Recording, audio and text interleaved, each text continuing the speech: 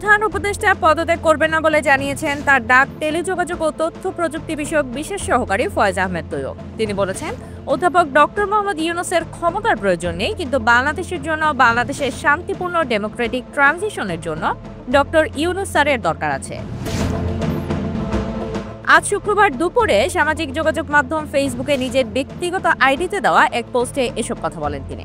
ফয়েজ আহমেদ বলেন, ক্যাবিনেটকে আরও গতিশীল হতে হবে, সরকারকে আরও বেশি ফাংশনাল হতে হবে, উপদেষ্টাদের আরও বেশি কাজ করতে হবে, দৃশ্যমান অগ্রগতি জনতার সামনে উপস্থাপন করতে হবে।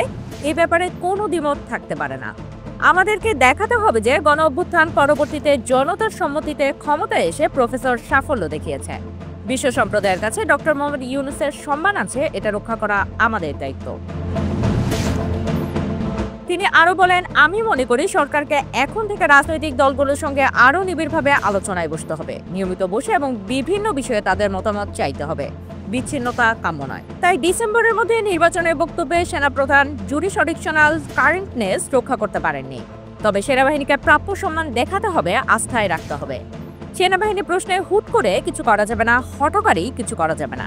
তেমনি ইনক্লুসিভনেসের নাম করে আওয়ামী লীগের পুনর্বাসনও চাওয়া যাবে না। বাংলাদেশ সেনাবাহিনী আমাদের গর্ব এবং আস্থার জায়গা, সেটাকেও ভঙ্গ করবে না, যোগ করেন তিনি।